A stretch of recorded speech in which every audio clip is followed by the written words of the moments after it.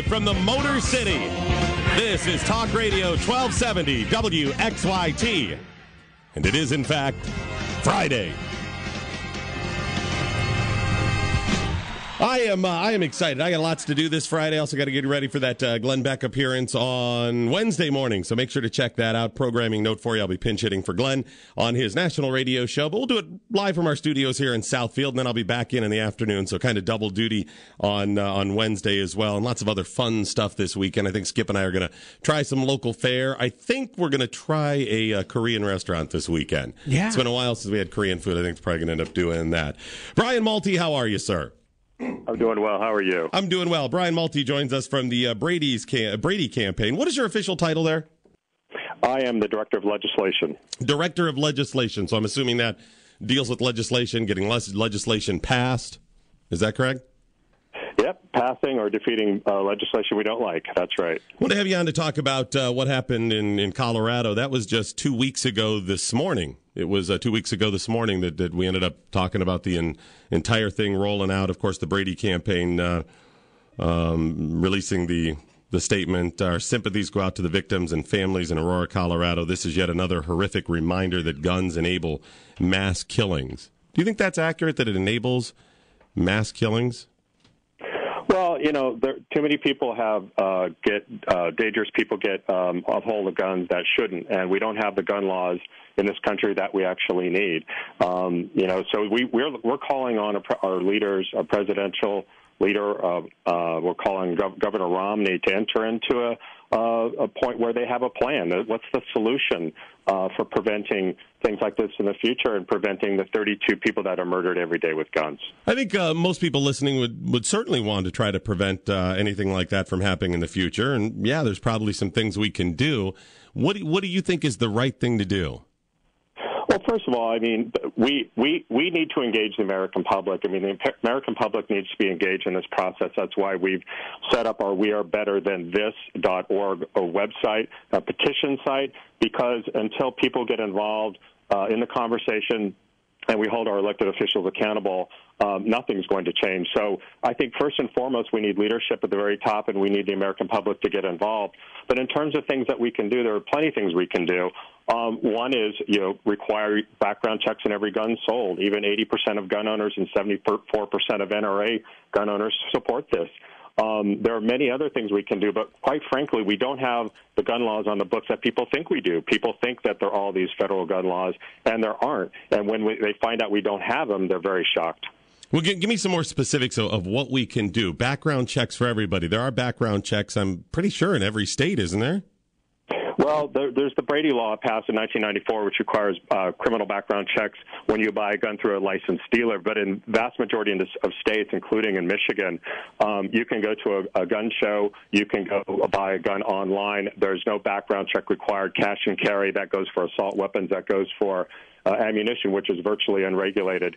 So there are many loopholes that need to be closed. And many, if you want background checks on all gun sales right now in this country, 40% of all sales don't go through licensed dealers, and therefore aren't required to have a background check. See, that's a little bit of a misnomer, though, when you say that about, in the term gun show loophole has come up a whole bunch.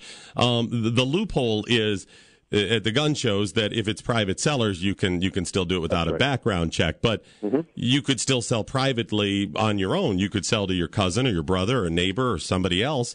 So you would require background checks for all of those guns in a perfect world, as you see it? No, I mean, you have actually a couple of states where you have what we call universal background checks, and there is an exemption for intrafamilial transfers, brother, sister, grandfather, that so forth. But the other person-to-person sales, someone you don't know, in gun shows where there are private sellers or collectors selling their wares, or online sales, in most states you can buy a gun, no cash and carry, no questions asked, including as many guns as you want, and any style of weapon you want, including assault weapons. But I mean, you would, as you see it, like to see the background checks online or private seller to private seller, aside from the familial thing, you're selling a member of your family, just somebody that you know in the community. You would like to see background checks for all of those? Yeah, absolutely. I mean, why not? I mean, look, in California and a couple other states, you already have the situation where you have this law that's been in place for 25 years. It works fine. Hunters still hunt, sports shooters still shoot, and people still have guns for self-protection if they choose to have them. What we're trying to do is say you should be able to buy a gun if you haven't gone through a criminal background check. And I think that's just for starters. I mean, that's just very basic. And, again, gun owners, and even 74% on a recent poll of NRA gun owners, support such a measure. You realize that wouldn't help to Aurora, Colorado. Well, there are a lot of other things, too, that could help in that situation, but we're taking a holistic approach to this. Again, why we need to engage the American public and why we're looking for leadership is not just to say, well, there's, throw our hands up in the air, there's nothing we can do. I mean, we're a better country than this, and what's happening is unacceptable. What's happening in Detroit on a daily basis is unacceptable. It's not just about Aurora. It's not just about Detroit. It's about the whole country. It's about, again, the 32 people murdered every day by guns in this country, and 48,000 people will die in the term of the next president, by gunfire if nothing's done. And we need gun owners, Republicans, Democrats, everybody to step forward to say it's time for a solution. How does making honest people and sane people go through all these hoops stop the crazy people? Oh, you're always going to have certain people that are going to intend to do bad, but if they have the firepower that the gentleman in Aurora had with a 100-round drum magazine, I think most people would say that's not acceptable. And, again, I point out in a number of states, you already have gun owners and other people going through a simple background check to get their firearm. And, again, hunters still hunt, sports shooters still shoot. And the vast majority of law enforcement supports something like this. It's just something we can do that's very common sense that will help save lives. Talking with Brian Malte from the Brady Campaign. When you say there's certain weapons, how do you determine what weapons are weapons people shouldn't have? Well, I mean, look, there are police chiefs around the country that and folks know that there are certain military-style weapons that really belong on the battlefield and not out in the country in the hands of civilians. We're not talking about hunting rifles. We're talking about high-capacity military machinery. We're talking about high-capacity ammunition magazines, a 100-round drum. I mean, we're talking about the fact that people can get these kind of weapons very easily without a criminal background check. So, I mean, there are a lot of things that can be done in this country. And like I said, we're not pointing to one specific policy issue right now. We're saying we need leadership. Something has to happen. Solutions have to be put on the table, and we're looking for our leaders to do that. While in the meanwhile, we want to engage the American public in this debate. See, I don't know how you draw the line on that stuff. If you have a belief that the Second Amendment is also there for protection against an oppressive government, why would you want members of the government or the military to have weapons that the citizenry wouldn't have? Well, respect the Second Amendment. That's been decided. For people that want a gun for self-defense, they can get a gun for self-defense. They want a gun for hunting, they can have a gun for hunting. That has been decided. I mean, what Justice Scalia, people like Bill O'Reilly, and others have said is that it is time for some solutions. It's time for some common sense gun laws in this country because, again, people think we have all these gun laws, and we don't. And when you poll specifically on virtually any specific policy issue, you have an overwhelming majority of Americans supporting it, including gun owners. Well, wait a minute, but what about common sense knife laws and rock laws and heavy blunt object laws? Those things can all kill. Yeah, they can, but what is the weapon of choice? I mean, if I'm in a situation, I'd rather have a bag of rocks thrown at me or a knife drawn on me than, a military-style AR-15 with a 100-round drum magazine. I think most people would agree. But why? I don't understand it. You're still in danger. No, the problem in the United States is the lethality of our violence. The lethality of our violence is caused by gunfire. But I mean, you recognize that there are dozens and dozens of people killed every year, all kinds of ways, from like I said, knives and rocks and pencils and everything else. I mean, people get bludgeoned to death. So why wouldn't we campaign about that? Well, I'm sure that may be the case, but our lane, this is our lane. We're the Brady Campaign to prevent gun violence, and when 30,000 people die every year, we're focused on guns. I'm sure there's a few knife and other rock-related deaths and injuries, but you can't argue with the fact that 30,000 people dying every year and 86 people dying every day from gunfire is unacceptable. And we're asking people, from all walks of life in this country to come together to find solutions. No, but I always hear that from people that don't like guns. The gunophobes is they talk about this stuff about guns as an unnatural fear of guns when it's just a tool like anything else, isn't it? Yeah, and if it's a tool, it can be regulated. If it's something you use to hunt for, I mean, that's fine. But there's no. No, but I mean, how do you draw the distinction? What is the difference between a gun and a knife if they both kill? Why the unnatural fear of guns and not knives? Because I think that's common sense to a lot of people that if you're in a situation, you've got a chance against somebody with a knife. When you've got somebody who can spray fire a 100-round drum magazine without reloading, I mean, it's a little bit different. Wouldn't you agree? Well, kind of, but are you familiar with the tough gun laws in China? I mean, they are very strict when it comes to guns in China. And a teenager just killed 8 people and wounded 5. So, I mean, you're not stopping anybody. I mean, the gun laws in China are much more restrictive. So if we were to follow that and become more restrictive, a teenager just killed 8 people and wounded 5. So how does that stop things if you have more restrictive gun laws? It's the weapon of choice and the lethality of guns. I mean, some people will find a way. But Brian, I kind of set you up there because it wasn't a gun that they used in Beijing. A teenager just killed 8 people and wounded 5 in one attack with a knife. That may well be the case. He killed 8 and wounded 5 in one attack. So you can't tell me that it is more lethal at that point to have a gun when one quick attack, you can kill 8 people and wound 5? We have mass shootings in America all the time where people just get wounded. How many times are the things we've seen where no one has even come close to killing 8 people in one attack? Look, we're going to have to agree to disagree. No, there's no disagreeing there, Brian. I've given you respect, and I understand, and I'm hearing you out. But what you're doing there is denying the facts, and I won't have that. We can indeed agree to disagree on how certain things happen. But that's one of the fallacies of people like you at the Brady Campaign and the other gunophobes, is that somehow guns are more lethal, and that is absolutely a fallacy. And I'm calling you out on that. That's not an agree to disagree. You're actually losing quite a bit of respect. Look, I mean, you and I are disagreeing on this, but because you will not admit the truth. I just laid out for you a news story out of Beijing.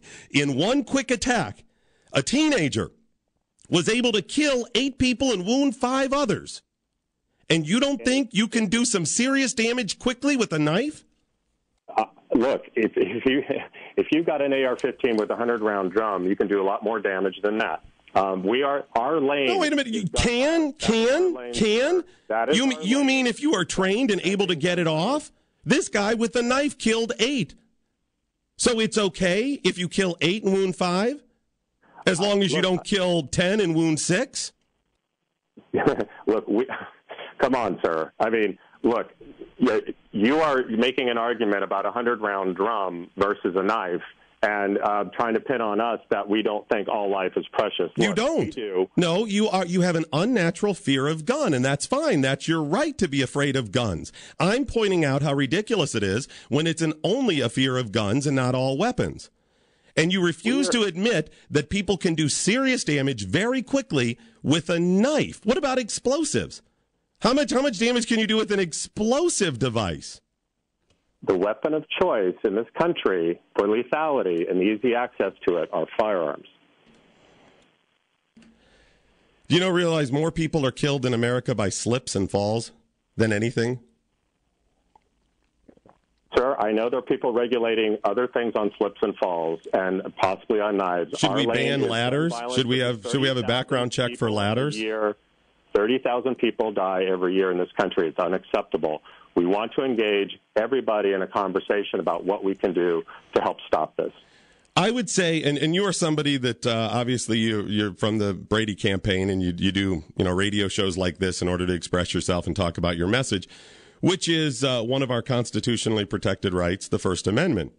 What's interesting is normally I hear from people like you when you say about background checks, things like waiting periods. Well, what if somebody would come along with a group and say, Brian, listen, I absolutely respect your First Amendment rights.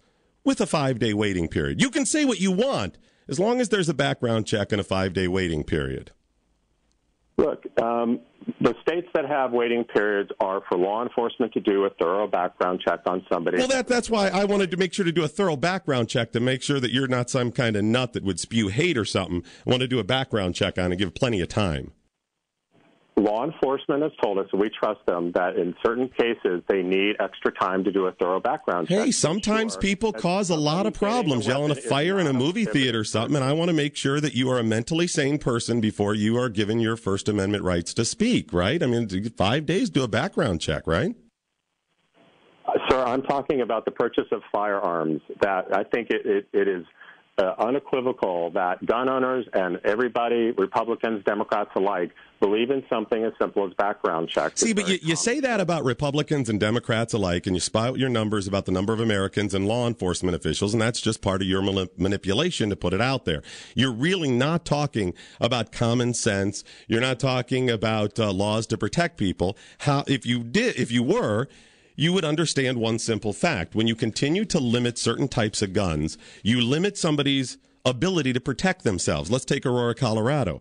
How long would that person have shot if somebody else was armed in that theater and had stopped him? Doesn't it stand to reason that somebody could have stopped him? Well, first of all, the gentleman had head-to-toe Kevlar. Second of all, I think looking at a situation like that where people are running for the exits and people, it's just mass chaos, I think, there's a lot of chances that other people could be injured or killed by a lot of people shooting in a dark theater. So he had Kevlar, so what you're doing is saying people should be able to arm themselves as long as they have armor-piercing bullets. I'm sorry. You went out there a little bit. Could you repeat that? Yeah, you said it wouldn't have done a whole lot of good in Aurora if other people were armed because he had Kevlar head to toe. So what you're really saying is we need to make sure people can arm themselves to protect themselves, but just make sure they have firepower, like armor-piercing bullets, so they could have stopped him.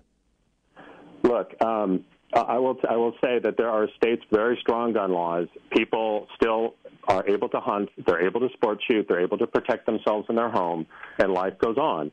But the states with stronger gun laws have lower gun death rates per capita. That is a bunch of crap. Look at cities. You look at cities. Look at Chicago. Look at Detroit. Look at Washington, D.C. The most restrictive gun laws are where the people are going absolutely crazy. You can't simply put up a gun-free zone or have more strict gun laws and say that somehow people aren't going to get guns. I would also point to you some places in Europe where when they ended up banning guns or decreased the amount of guns or made it more difficult to get or have a gun, what happened? Knife deaths went up the same rate.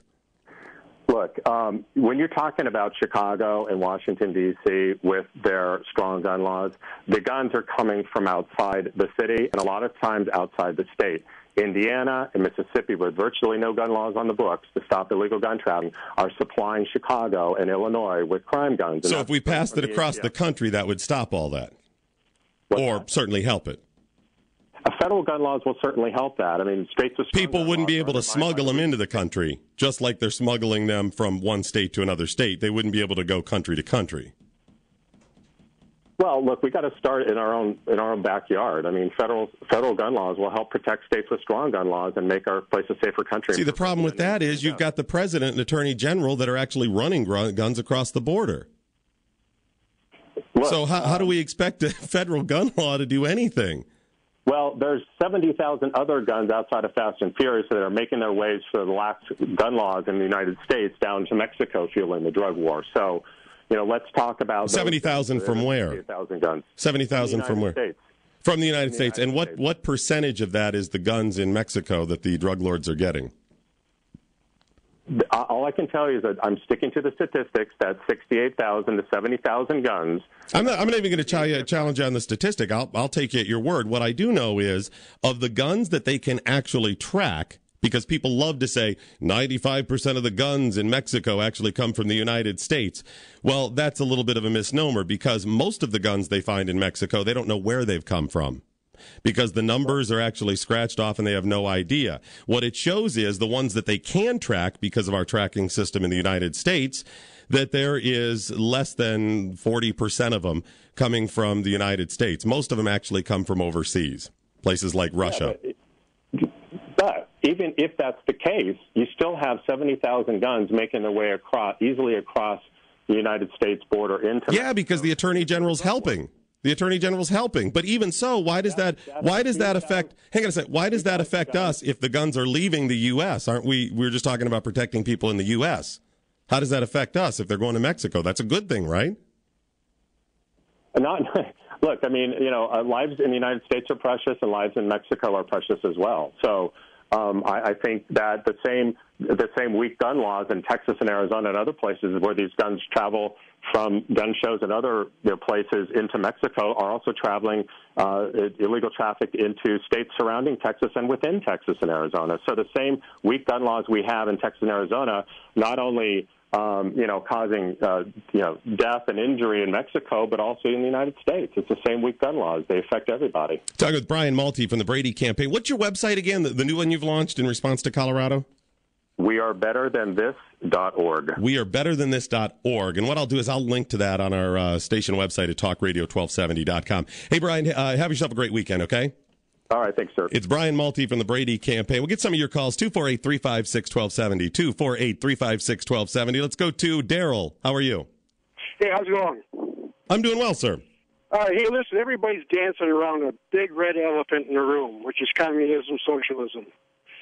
This ain't about duck hunting. We've all heard that. We need the gun of the day to protect ourselves from a tyrannical government, period. That's what the Second Amendment was for. That's the whole point. It's not about duck hunting at all. I appreciate the call, Daryl. Thanks so much. 248-356-1270. Let's go to Washington. Don, you're on Talk Radio 1270. Right now, there's already a federal law that prevents you from selling a gun to another individual without a dealer involved. The trouble with the government is that any type of gun, Don? Yes. Both, I wasn't aware of that, but I'll take your word for it. Okay. Okay. The problem we got is we got the federal government that refuses to enforce gun laws, and then they got the right to scream that we ain't got enough gun laws. Yeah, you're right. As I pointed out, they're actually smuggling guns, or were smuggling guns, into a foreign land with really no hope of tracking them or accomplishing anything. Yes, I think a better law would be every individual has to be trained in the use of a gun. I'm with you there.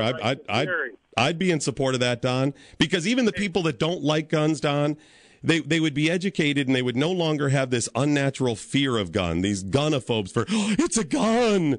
You're right. Educate people. So how to handle one. If you find one, you're in a situation, and if you don't ever want to own one, fine. You don't have to. You don't have to ever touch it again.